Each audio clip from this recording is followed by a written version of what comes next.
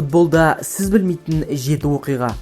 Футбол сүйер жанкүйерлерге әлемдегі номер 1 спорт туралы қызықты деректерді ұсынамыз. Сәлем, сіздермен бірге Найман каналы.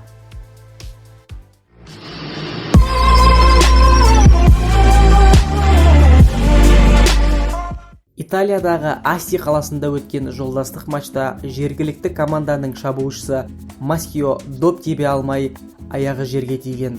Қатты тепкені сонша, аяғы жерге тиген соң жарақаттанып қалған. Нәтижесінде кейін зерттеушілер футболшы тепкен жерді зерттеп, тарихи маңызды қаңқа тауып алған. Соның арқасында Маскиоға қаржылай сыйақы мен археологиялық зерттеуге көмектескені үшін сыйақы берілді. Бразилиялық қорғаушы Пинейро гол соғудан рекордсмен болған. Бір айырмашылығы голды қарсыласқа емес, өз қақпасына көп соғыпты.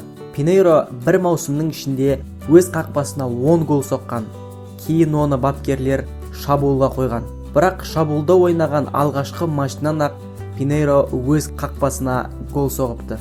Кейін футболшы 25 жасқа толған соң командалас әріптестері оған қарсылас қақпасын қателеспей табу үшін компас сыйлаған. Біздің каналға тіркеліп лайк басуды ұмытпаңыздар. Мына сұр қоңыраушаны бассаңыз, алдағы видеоларды жіберіп алмайсыздар. Тағы бір автогол туралы. 60-шы жылдардың ортасында италиялық Брешиада ойнаған қорғаушы Мацио рекорд орнатқан. Ол Мантоваға қарсы матчтың 38-ші секундына өз қақпасына гол соғып, ең жылдам автогол авторы атанған.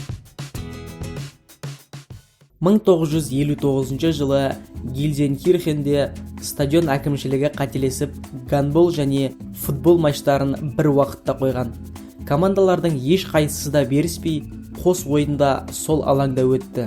Нәтижесінде бір уақытта алаңда 4 команда мен 2 доп болды. Италиялық қақпашы Гроссо ойын кезінде төрешіге көзілдірік сатып ал деп кеңес берген. Бұл үшін рефери оны алаңнан қуады.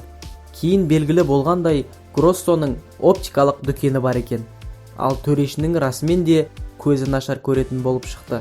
Сондықтан тәртіптік кеңес қақпашының төрешіге айтқан сөзі тіл тигізу емес, ақылға қонымды кеңес деп бағаланыпты. Нәтижесінде Гроссоның қызыл қағазы есептелмей, төреші оның дүкенінен көзілдірік сатып алған.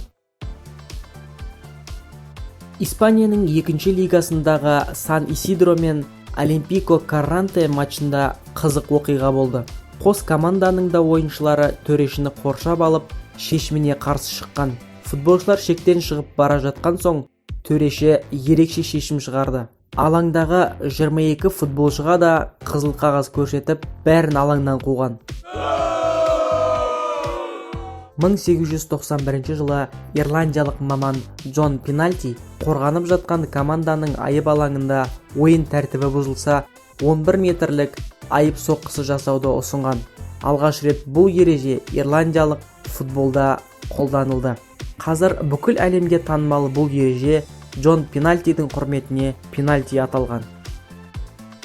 Сіздерді Найман каналының Instagram парақшасына және де ВКонтакте желісіндегі группасына тіркелуге шақырамыз. Тіркеліңіздер. Қызықтың бәрі осында.